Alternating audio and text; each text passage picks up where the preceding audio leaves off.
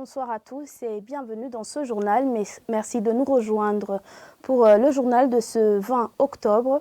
Au Burundi, nous sommes à la veille de la commémoration du 28e assassinat du président Melchior Ndadaye. À cette occasion, le parti politique Frodebu déclare être satisfait du jugement rendu lors du procès de ceux qui ont assassiné ce président. Ils l'ont dit ce mercredi, vous en aurez les détails. 81% des étudiants admis à l'université du Burundi ont été orientés dans une faculté ou un institut de leur choix. Ces propos sont du recteur de cette université dans un point de presse qui a eu lieu ce mercredi. En Espagne, depuis plus d'un mois, le volcan continue de cracher de la lave. Les habitants de l'île de La Palma semblent désemparés et ils se retournent vers Dieu par la prière. À tout de suite pour les détails.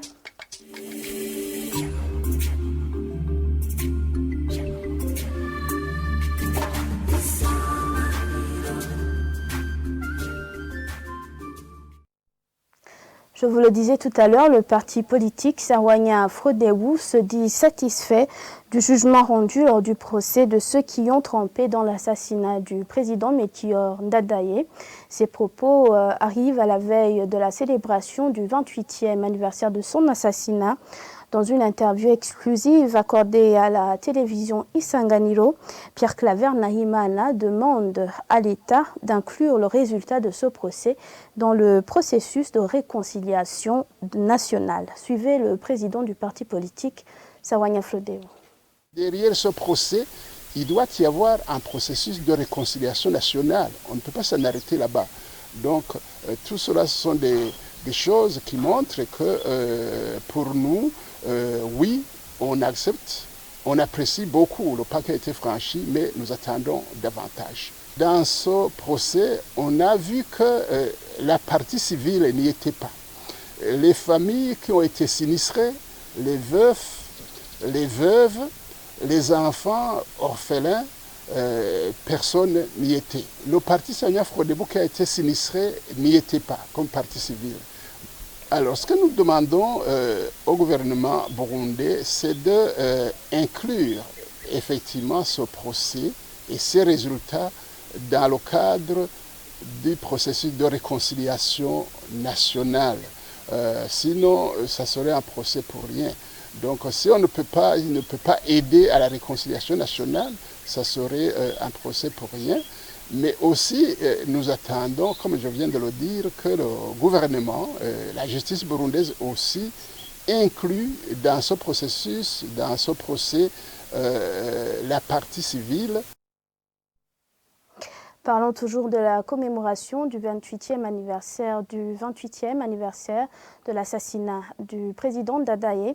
L'association des veuves et des orphelins, AVOD en sigle, est satisfaite des actions du gouvernement pour soutenir la famille du président Ndadaye. Cependant, la vice-présidente de cette association indique qu'il serait mieux que cette action plutôt de reconnaissance s'étende aussi aux familles de ses collaborateurs. Suivez-la. La VOD s'associe à toutes les familles meurtries et leur dit « gardez courage ». La VOD remercie sincèrement l'État burundais pour son action de reconnaissance en élevant le président Melchior Ndadaye au rang des héros nationaux et en mettant en place un texte de loi réglant le statut de sa veuve et de ses orphelins. Pour cela, l'association AVOD souhaiterait que cette action de reconnaissance soit étendue à ses collaborateurs assassinés au cours de leur mandat et que leurs ayants droit soient reconnus et soutenus. L'association AVOD apprécie le travail noble de la Commission Vérité et Réconciliation et tient à féliciter le Sénat pour sa contribution dans la recherche de la vérité. À travers les récentes conférences, l'association AVOD dénonce avec sa dernière énergie les actes criminels perpétrés sur la population calme et innocente qui rappelle le passé douloureux de l'histoire du Burundi et qui risque de freiner la relance de l'économie nationale. L'association AVOD recommande à l'État burundais de renforcer l'aspect réparation des victimes des différentes tragédies afin de faciliter le processus de réconciliation déjà engagé aux citoyens burundais. La VOD encourage les auteurs des différents crimes de briser le silence et oser de demander pardon. Et aux victimes des différentes tragédies de se surpasser et d'accepter d'accorder le pardon afin de libérer leur esprit et de pouvoir léguer un avenir meilleur aux générations futures. Poursuivons cette édition. Le Burundi va signer des projets d'accords bilatéraux avec des pays partenaires comme la Tanzanie et l'Arabie Saoudite sur le travail des domestiques et des ouvriers.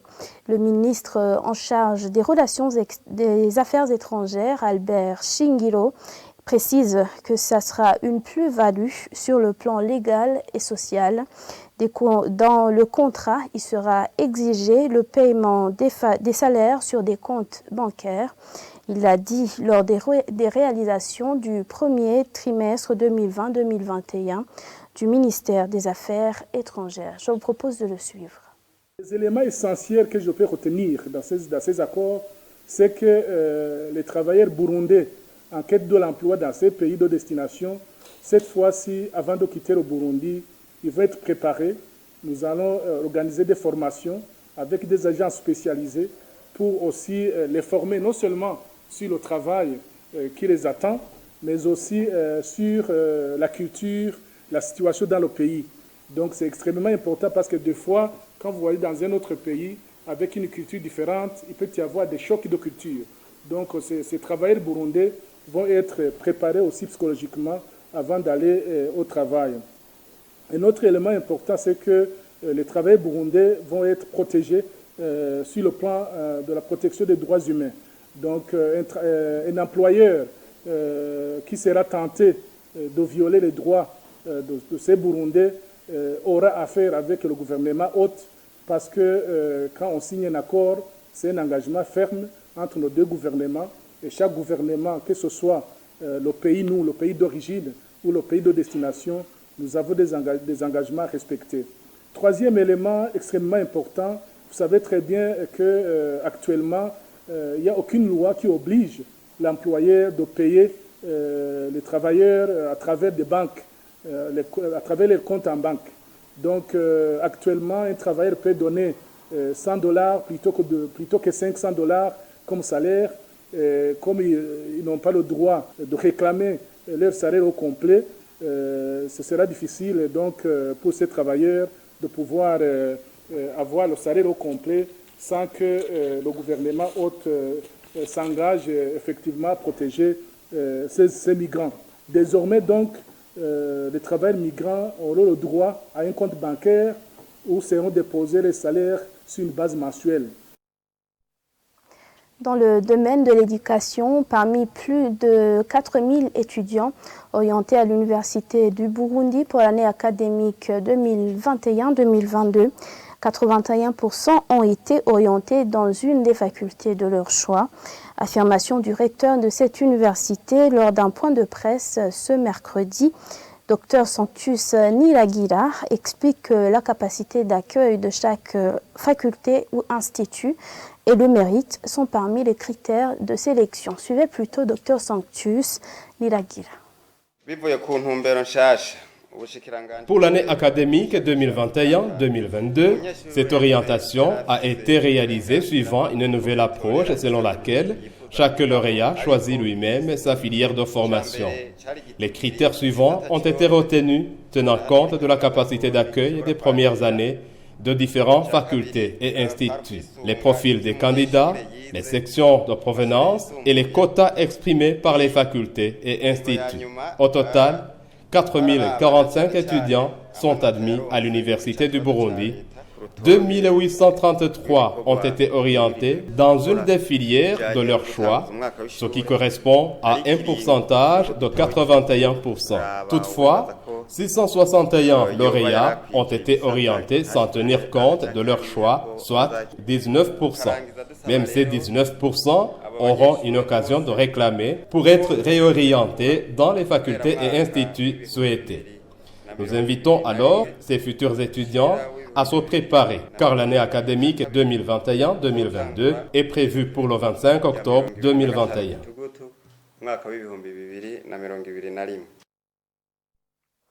En Espagne, le volcan continue de cracher de la lave sur l'île de La Palma. L'éruption qui dure depuis plus d'un mois ne semble pas s'arrêter. Désemparés, les habitants ont organisé ce mardi une prière pour implorer l'intervention divine. Suivez ce reportage de France 24.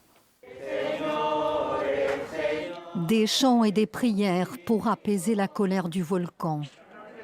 Un mois après son éruption, des processions sont organisées sur l'île de La Palma. Ici, on implore la sainte patronne Notre-Dame du Pin en lui montrant le danger qui guette au loin.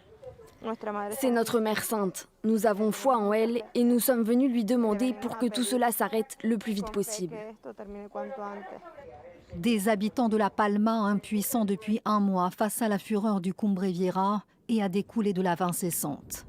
Un volcan scruté nuit et jour par les caméras du monde entier, les curieux et bien sûr les scientifiques pour qui l'accalmie n'est pas pour demain. Ce qu'on peut dire par rapport à nos observations, c'est que cela ne va pas s'arrêter dans les prochains jours, ni même les prochaines semaines.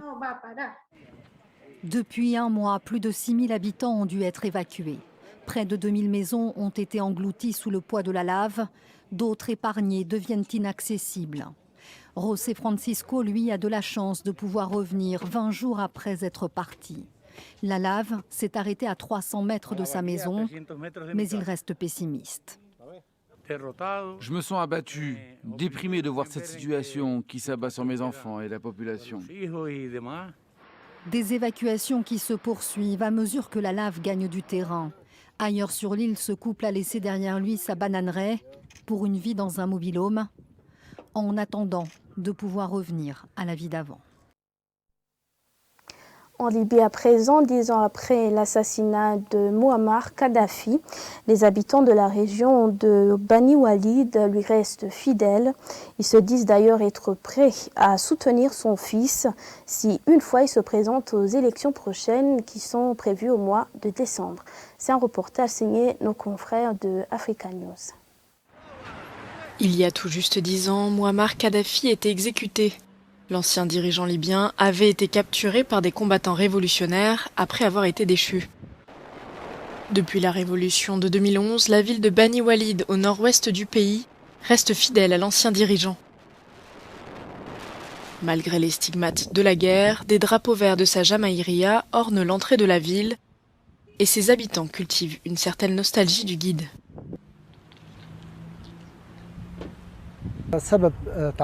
On est resté attaché à l'ancien régime parce que le début du soulèvement de février 2011 n'a apporté que des guerres, désolation, division et atteinte à la souveraineté de notre pays.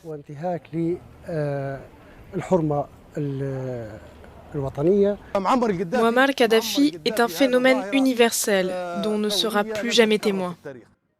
Depuis 2011, le pays peine à sortir de la tourmente, mais un processus politique initié en novembre par l'ONU pourrait clore ce chapitre avec une nouvelle élection présidentielle prévue le 24 décembre et où le fils du guide pourrait être candidat. Notre position reste la même.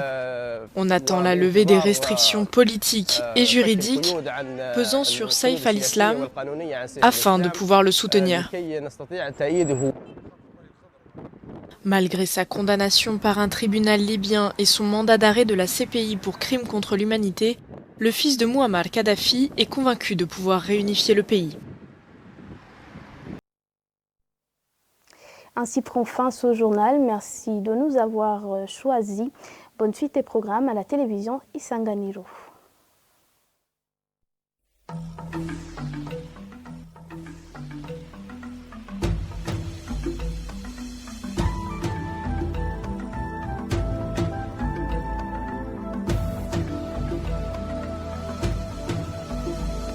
Isa.